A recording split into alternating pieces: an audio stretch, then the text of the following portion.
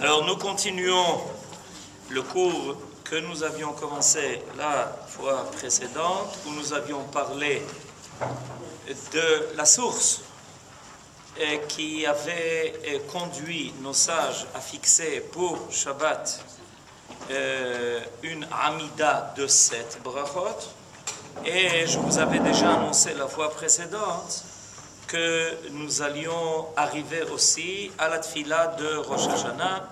On est presque à la veille, donc c'est exactement le temps qui convient pour cela.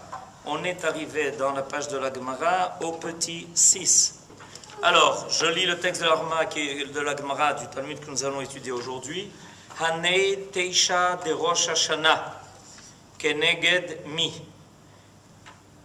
Qu'est-ce qui a amené nos sages, et vous avez la traduction en bas si vous voulez, assister, non assister, ça dépend chacun, il choisit ce qui lui convient.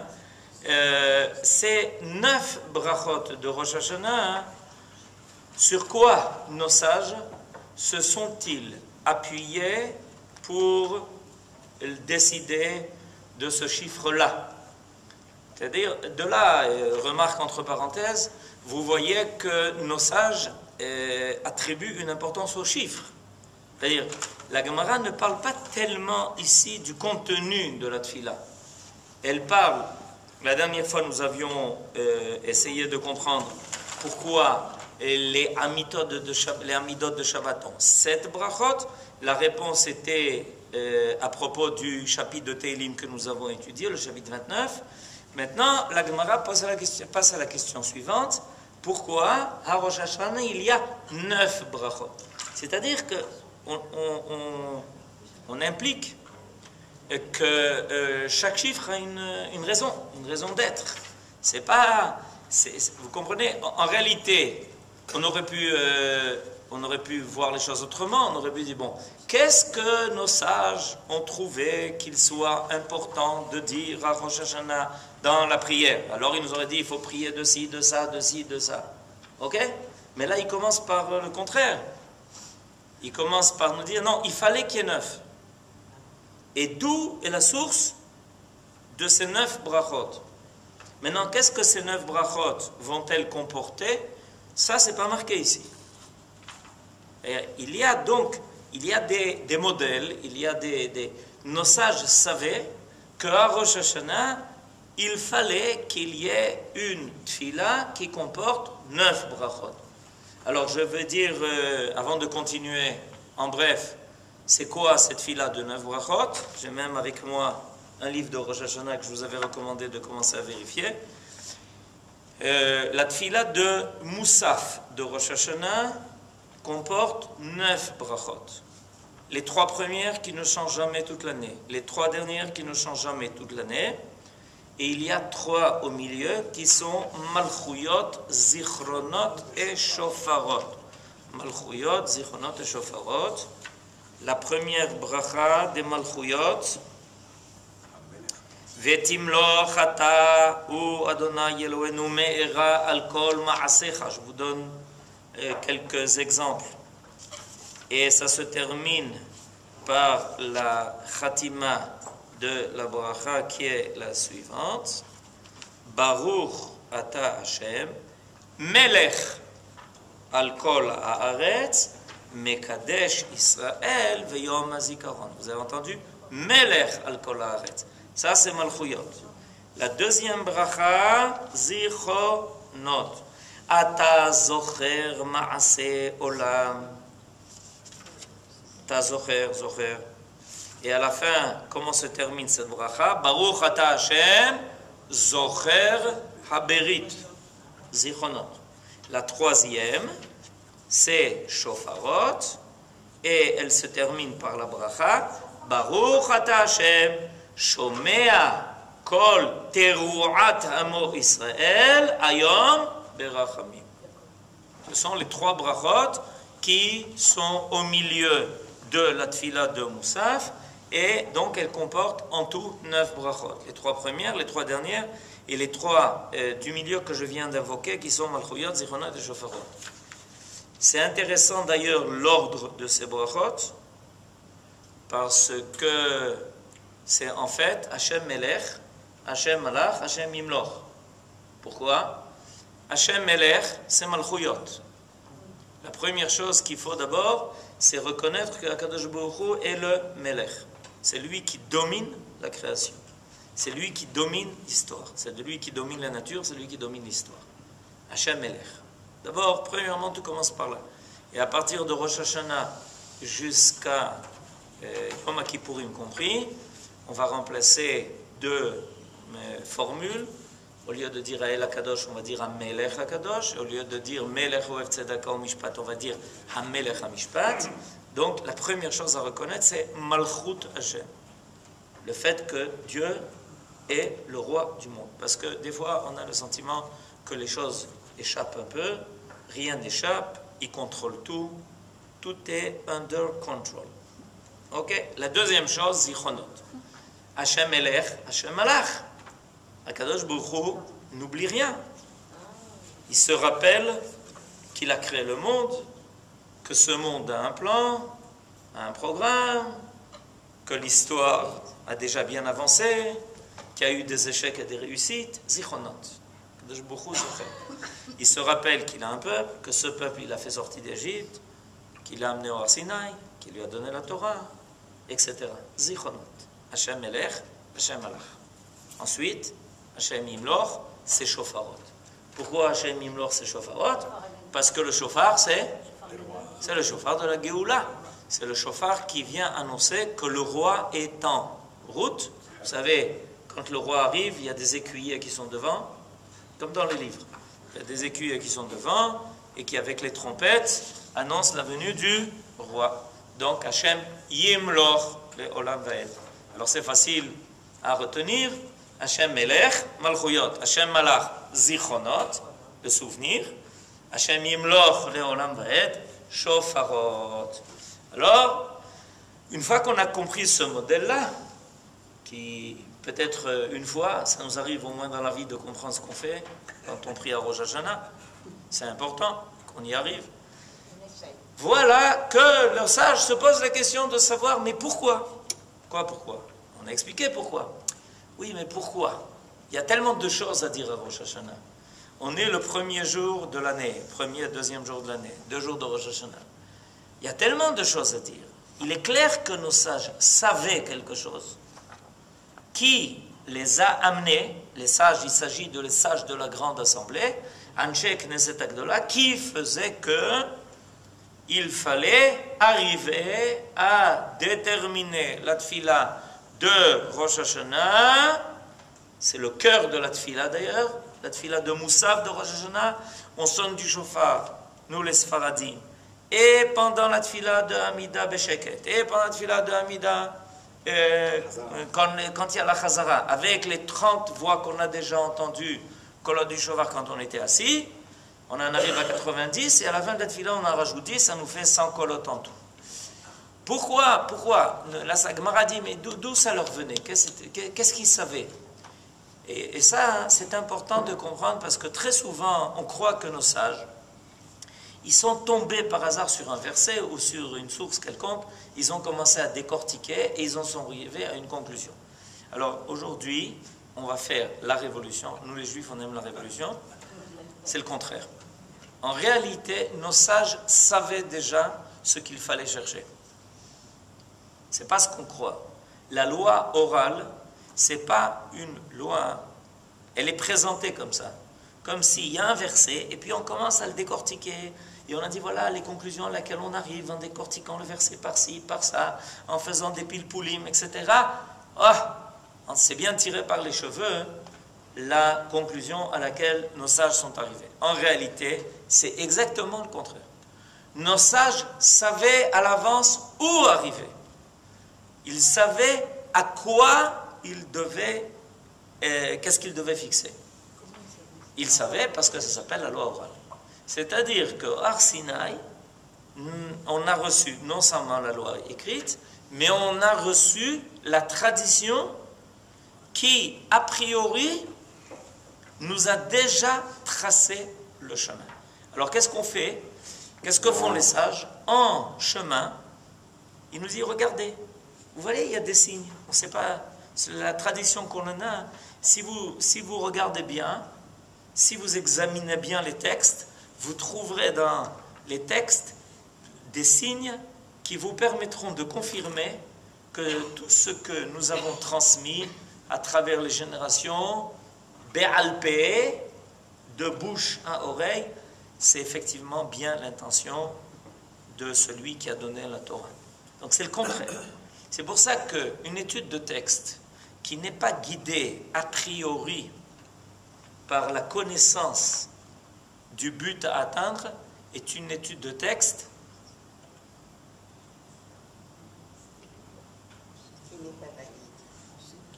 troisième au lycée. À peu près, quoi. Vous vous rappelez, en troisième, vous êtes étude de texte. Chacun dit ce qu'il veut, et puis zéro. C'est-à-dire, c'est pas valide du tout. Parce que qui dit que tu es en train de chercher la bonne chose dans le texte? Il faut savoir ce que tu cherches. Et ça, tu le sais à l'avance parce que la loi orale te l'a déjà défini. Regardez, vous avez ici un exemple parfait. Où la Gemara dit, mais comment nos sages savaient qu'il fallait fixer 9 brachot? Peut-être que les sages ne savaient pas qu'il fallait fixer 9 brachot.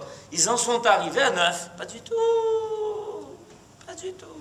Ils en auraient pu arriver à 26 et demi. Pas du tout. Ils savaient qu'ils devaient arriver à 9. Alors maintenant, la Gemara pose de savoir, mais d'où ils savaient? Quel est un texte qui vient corroborer cela? Alors la réponse de la Gemara, 7.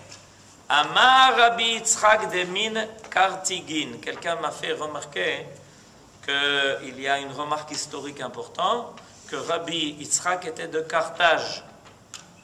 Regardez dans la traduction, vous l'avez.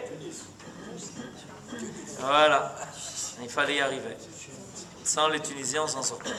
Amar Rabbi Yitzchak de Min Kartignin. C'est-à-dire que déjà à l'époque du Talmud, il y avait des sages à Carthage.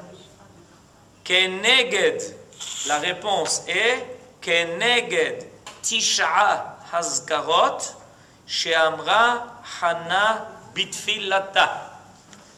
Le chiffre 9 a pour origine le nombre de fois où Hana, dans sa tfila, a invoqué le nom de Dieu. Ça s'appelle Tfilat Hana. Vous connaissez Tfilat Hana? Vous ne connaissez pas Tfilat Hana? Tfilat Hana.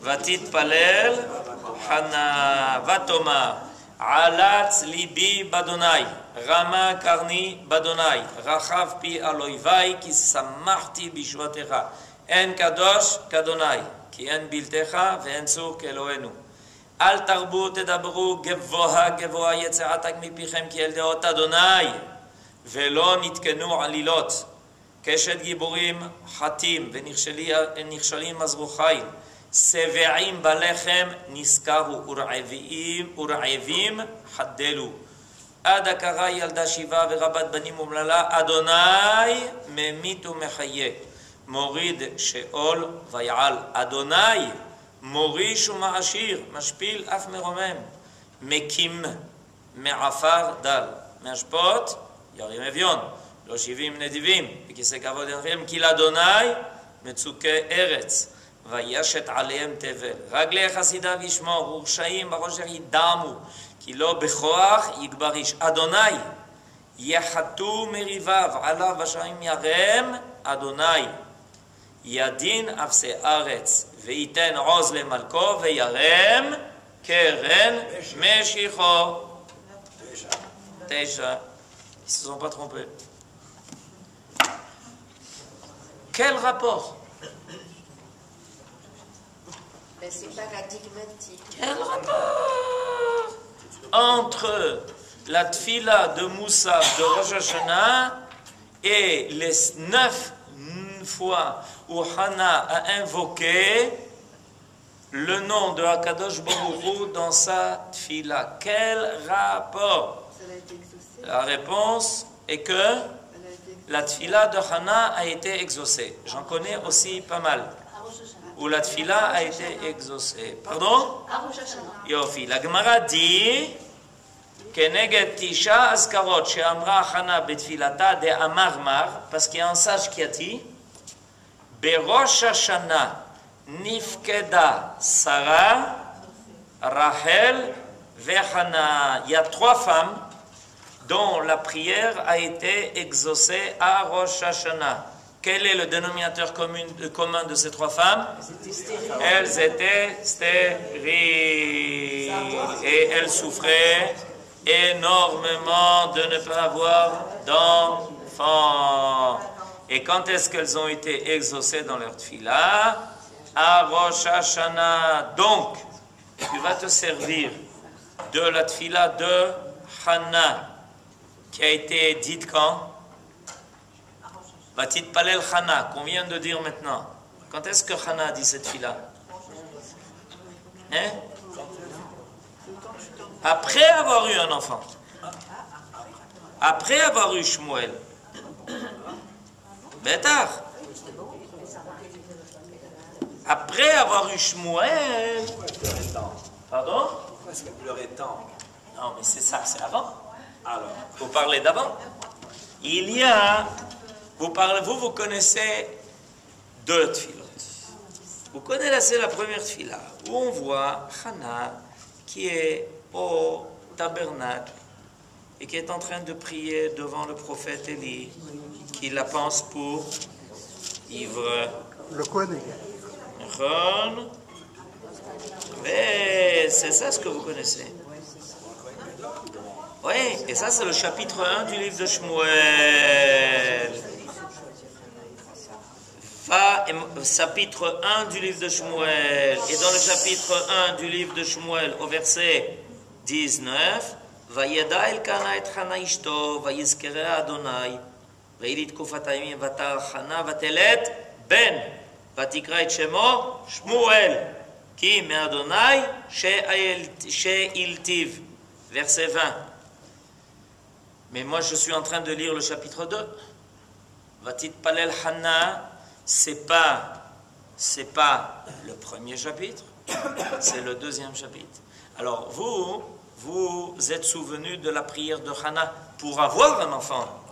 Mais cette fille-là, Vatit Palel Hannah, qui est dans tous les Sidurim et que certains disent tous les matins, c'est la tfila que Hannah a dit après avoir eu Shmuel. Pourquoi elle prie? Pour remercier. Alors je ne comprends pas. Pourquoi est-ce qu'on se sert de la tfila de Hannah, dans laquelle elle remercie Akadosh Baruch Hu de ce dont elle a déjà été exaucée, pour servir de modèle à la tfila de Rosh Hashanah, où nous on va demander? Vous comprenez? Qu'est-ce qui vous a induit en erreur quand vous avez parlé de la tfila de Hannah?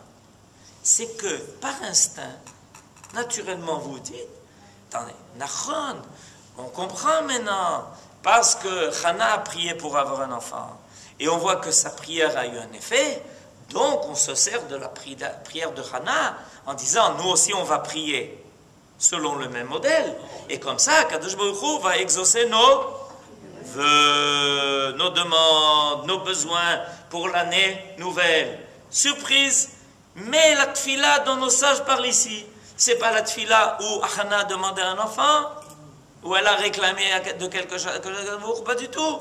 Elle a déjà eu son fils. Alors pourquoi se servir de cela pour servir de modèle à la tfila de Rosh Hashanah? אבל הראש השנה הכרת הטוב או בקשות? אדוני, שניהם. ואחר כך אנחנו בטוחים שנגיע Vous avez entendu ce que David vient de dire? David vient de dire comme ça, bakashot, et on est betuchim que Kadosh Baruch Hu va nous donner, alors on le remercie à l'avance, comme Hannah.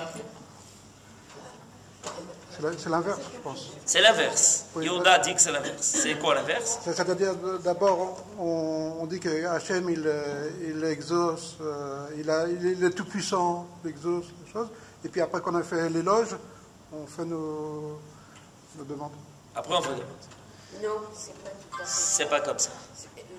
L'exemple de Sarah, où Dieu n'était absolument pas content et il l'a presque réprimandé parce qu'elle n'a pas eu la émouna lorsque Dieu, elle n'a pas cru Dieu. A annoncé qu'elle allait avoir un fils. Oui. Mais le problème, Et c'est là, qu'ici, c'est pas ça.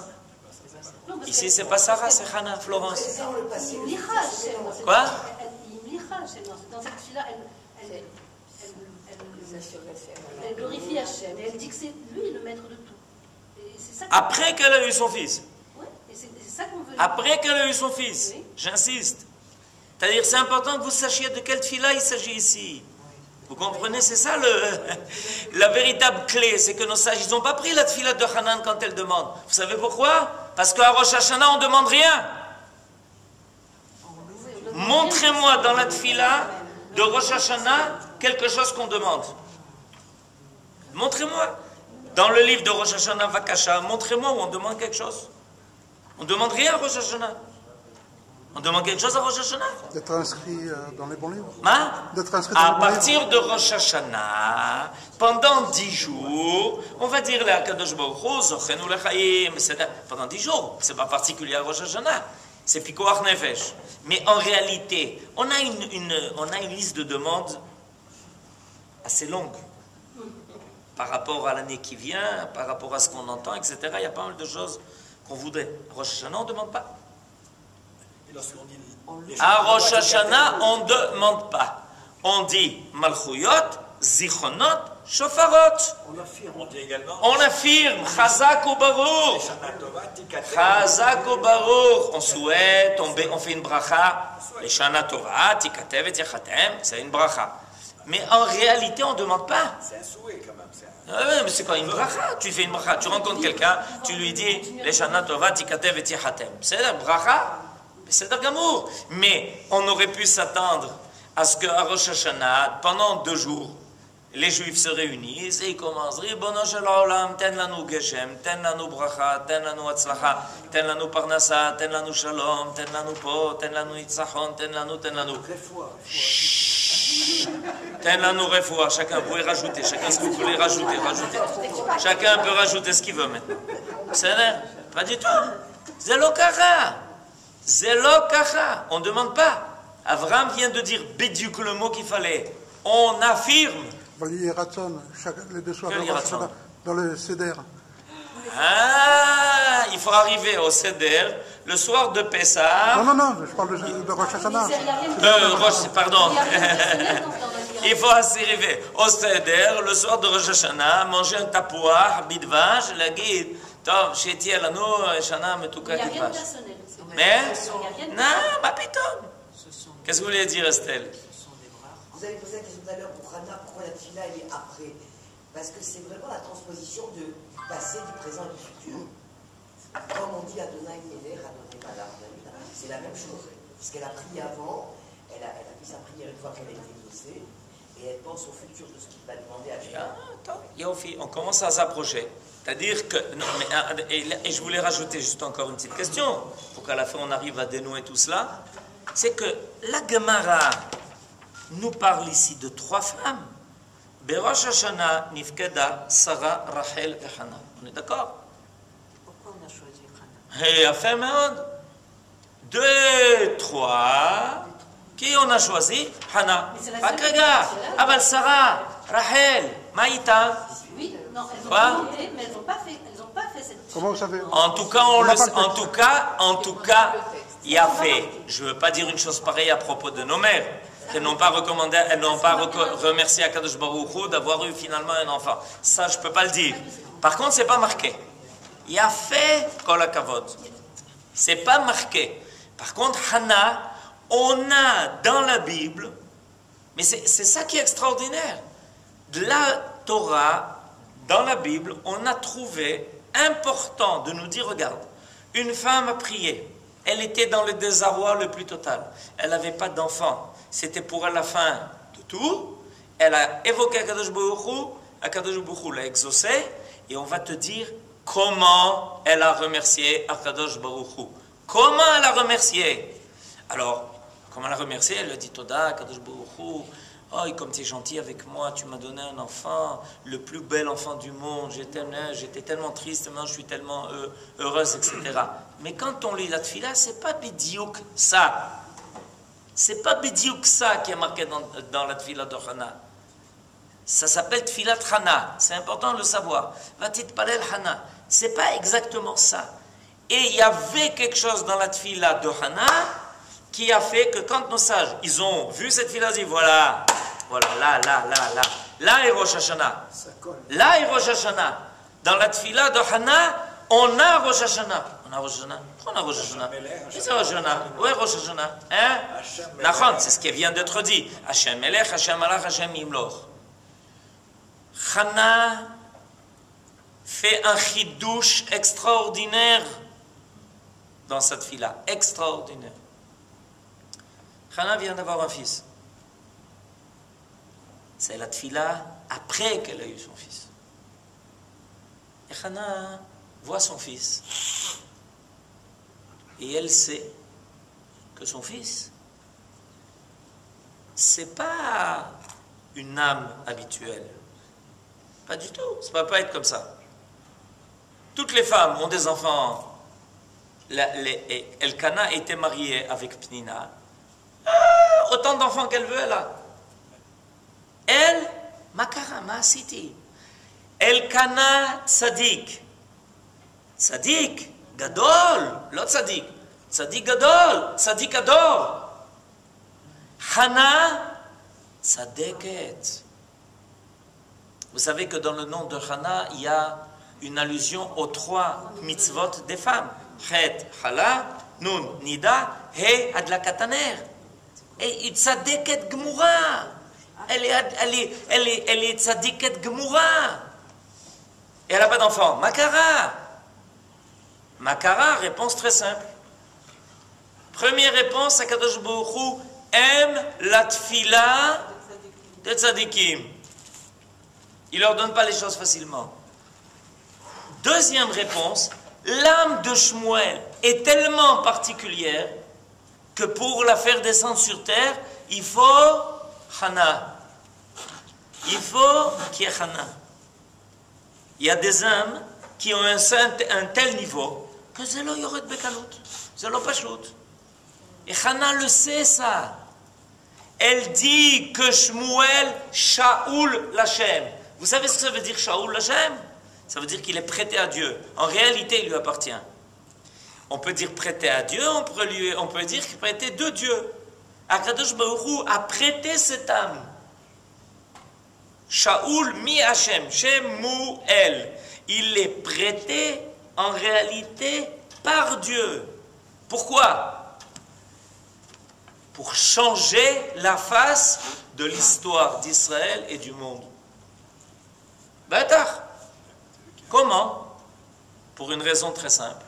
Le Ham Israël est sorti d'Égypte. Le Ham Israël est arrivé au Sinaï. Il a reçu la Torah. Il a franchi le désert. Il est rentré en Eretz Israël. Il a passé toute l'époque des juges. Et il n'est pas organisé. Et on n'est pas encore là. Et on n'est pas encore arrivé au but.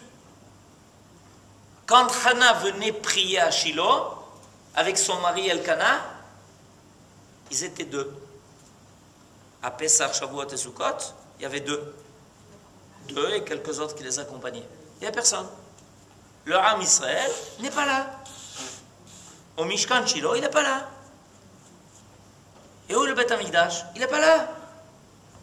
Et où est le Melech? En Melech. Bayamim haem en Melech be'Israël. Et les Bnei Israël avaient 3 mitzvot en rentrant en Eretz Israël. Mettre un roi, se battre contre Amalek. Mettre un roi, c'est s'organiser en tant que peuple. Avoir une entité nationale. Ensuite, se battre contre le mal, ça s'appelle Amalek. Et le supprimer pour nettoyer le monde du mal. 3, construire le Beth Amikdash. Vous savez, depuis combien de temps on est sorti d'Égypte? Depuis combien de temps on est sorti d'Égypte? À l'époque de Hana, combien? 3000 ans? Non, pas aujourd'hui. Pas aujourd'hui. À l'époque de Hana, ça fait combien de temps qu'on est sorti d'Égypte? Combien? 300 ans. Presque 400 ans. Presque 400 ans. On est sorti d'Égypte. Et rien, on n'est pas encore ni Melech, ni Milchama, on n'a pas fini la guerre contre Amalek, ni Beth Amikdash. Hana a compris qu'elle a eu le mérite de mettre au monde celui qui allait changer la phase de l'histoire d'Israël, donc du monde. Et c'est ce qui est arrivé. Puisque Shmuel a été le prophète qui a oint deux rois. Le premier roi, Shaoul, et le deuxième roi, David. Shmuel fait apparaître la Malchoute. La Malchoute de qui? De qui? A priori, la Malchoute d'un roi sur Israël. En réalité, Malchoute Hashem. Avec l'apparition de la Malchoute, il va y avoir le Beth Amikdash. À partir du moment où tu as mis en place le processus, où tu sais qu'il va y avoir maintenant un roi, tu libères la suite des événements. Tant qu'il n'y a pas eu de Membediouk, tant qu'il n'y a pas eu de Melech en Israël, il n'y a pas eu de possibilité. Pourquoi Akadosh Baruch Hu est tellement en colère contre Shaoul? Parce qu'il lui a dit d'aller supprimer Amalek pour permettre la construction du Beth Amikdash. Il n'a pas fait. Il a dit, dommage, tu as perdu ta royauté, on passe à David. Si on passe à David, on passe à Shlomo. Si on passe à Shlomo, on arrive au Beth Amikdash. Et on arrive à quoi? À Malchuyot, Zichronot, Shofarot. Le roi Shlomo aurait pu faire aboutir jusqu'au bout l'histoire du monde, le projet divin. Nos sages nous disent que le roi Shlomo était à un pas de faire apparaître la Malchut Hashem Ba'olam complète, totale.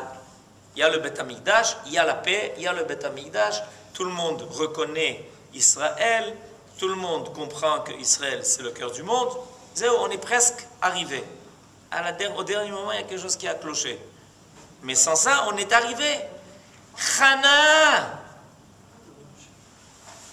prie pour que son fils fasse aboutir le projet divin de la construction, de la création du monde. Qu'est-ce qu'on fait à Rosh Hashanah? On remet la pendule à l'heure, on revient à la création, et on dit à Kadosh Baruch Hu, Ribono shel olam, si on revient au temps de la création, Rosh Hashanah, c'est le jour de la création du monde, c'est le temps de la création du monde et le jour de la création de l'homme. Peut-être que là, ça peut aboutir. Peut-être que cette année, on va assister à tout ce qui doit être complété pour que Malchut Hashem Tofia. C'est pour ça qu'on parle de Malchuyot.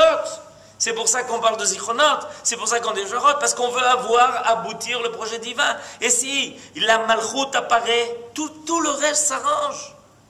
Il suffit qu'il y ait le Melech qui convient pour que tout soit en place. Akol Mesudar, En Malidog.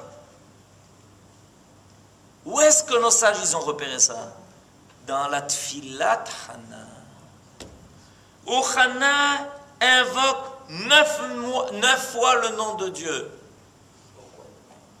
Parce qu'après 9, quel chiffre il y a? 0. Si on arrive à 10, on arrive à la totalité de l'apparition de Akadosh Baruch Hu dans le monde. Shmuel, il arrive à compléter 9 degrés de la révélation de Dieu dans le monde. Le 10e, c'est le roi qui va maintenant mettre en place tout ce qu'il faut pour que la royauté divine apparaisse. Il est marqué dans le livre des Chroniques que le roi Salomon était assis sur la chaise de Akadosh Baruch Hu. Vous entendiez bien? Sur la chaise de Akadosh Baruch Hu. C'est-à-dire que la royauté de Shlomo est tellement complète et tellement totale qu'à travers lui, tout le monde sent apparaître la royauté divine. Donc dans la Tfila de Hana, nos sages ont trouvé tous les éléments qui correspondaient exactement à notre attente à Rosh Hashanah. À Rosh Hashanah, qu'est-ce qu'on dit? Ribono shel olam. On est en train de... Vous savez, quand on fait tout le tour du cercle, on a fait le tour de l'année, on est parti de Rosh Hashanah. On arrive, à la veille de Rosh Hashanah, on a fini le cercle. À Rosh Hashanah, on recommence. Alors on dit, cette fois-ci, que l'année recommence avec de bons pieds, que cette année, on voit Malchut Hashem, qui passe par la Malchut Israël. C'est ça qu'on attend. C'est pour ça qu'on va dire, comme déjà ça s'est passé à l'époque de Hannah, où elle a réussi à faire apparaître Shmuel, qui a oint les 2 rois d'Israël, qui ont déclenché le processus qui a mené pratiquement à la Géoula, que cette année, on ait le mérite d'y assister. Donc on n'a pas de demande à faire. Si ça c'est en place, tout va s'arranger. Amen.